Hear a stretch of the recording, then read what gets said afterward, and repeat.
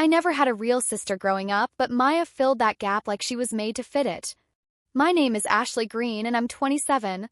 Maya and I met during freshman orientation at NYU. We were assigned to the same dorm floor, and within hours we were finishing each other's sentences, giggling over dumb things, and staying up till 2 a.m. talking about everything from career dreams to childhood traumas. Maya wasn't just a friend, she was my safe place. I used to tell people we're stuck with each other for life. I believed that. Fully.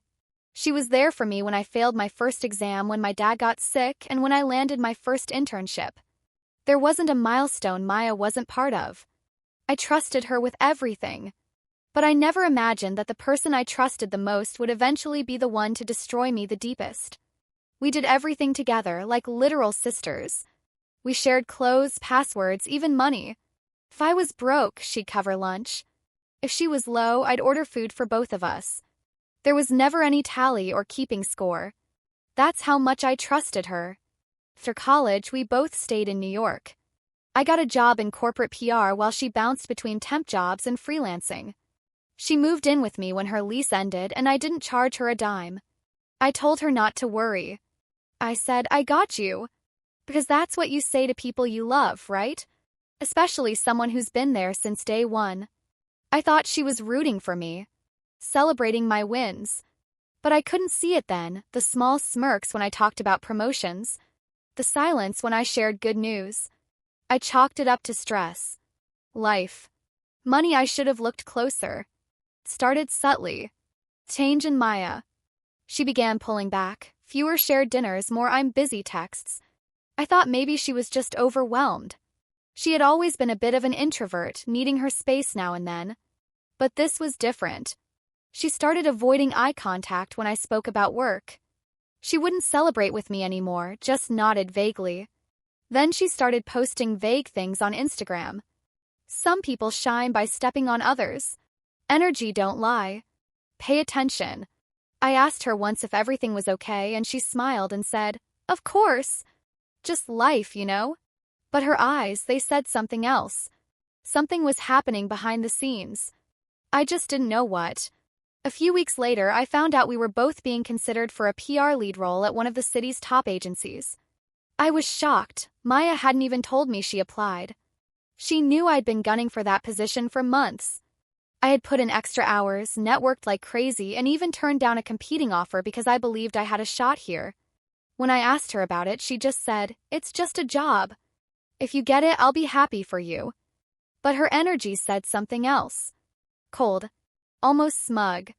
And that was the first time I questioned whether Maya was still the girl I'd once cried with in dorm room 408.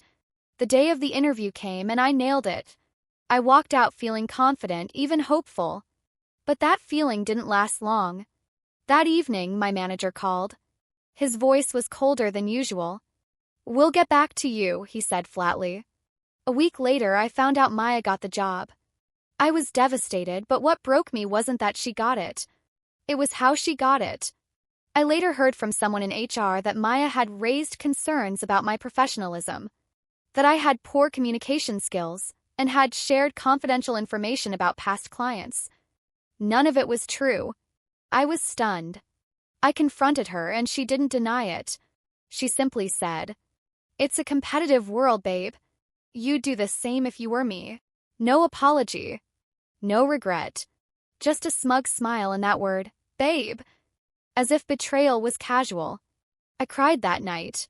Harder than I had in years.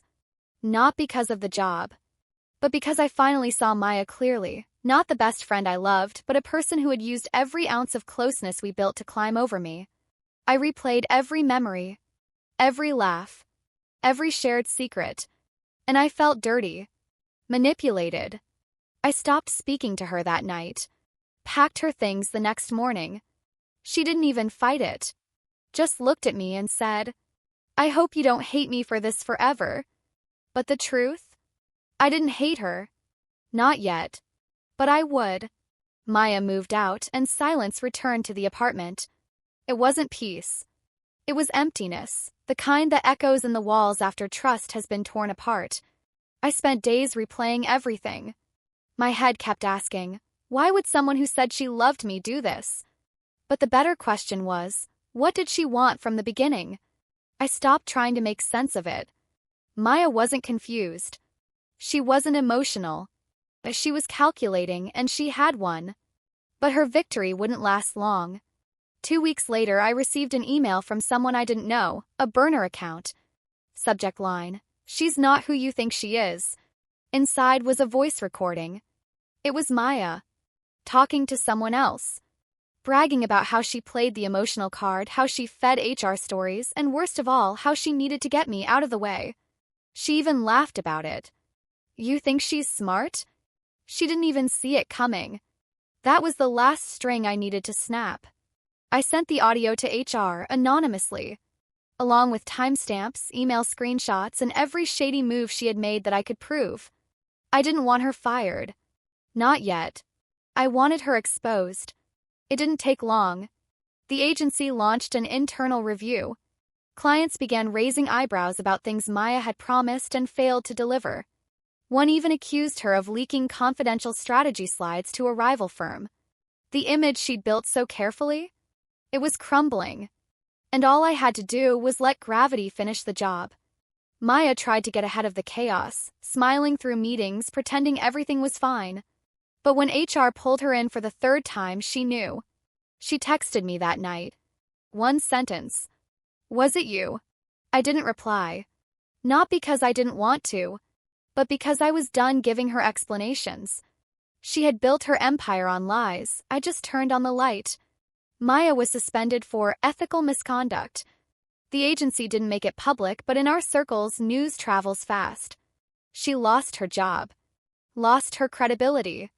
And I heard quietly she'd also lost the trust of the person she was secretly dating, a senior exec from a partner agency. He didn't like being used either. I didn't celebrate. Revenge isn't about confetti. It's about restoration. And I had finally taken back my peace. Months passed. I got a new job. A better one. Bigger clients. Then one evening Maya called. I let it ring. Then it rang again. And again. On the fourth try, I picked up. I just wanted to say I'm sorry. Her voice was small. Tired. Like she'd been carrying something heavy for months. You were my only real friend. And I ruined that for nothing. I didn't say much. I just said, I know. We never became friends again. And I didn't need that. But I needed that call. Not for her, for me. To close the chapter. To stop carrying the rage. To remind myself that betrayal doesn't define who I am, it reveals who they are. I lit a candle that night. Not for healing. For release. Betrayal doesn't always come with a knife. Sometimes it comes with a smile, a shared apartment, a good luck text before an interview.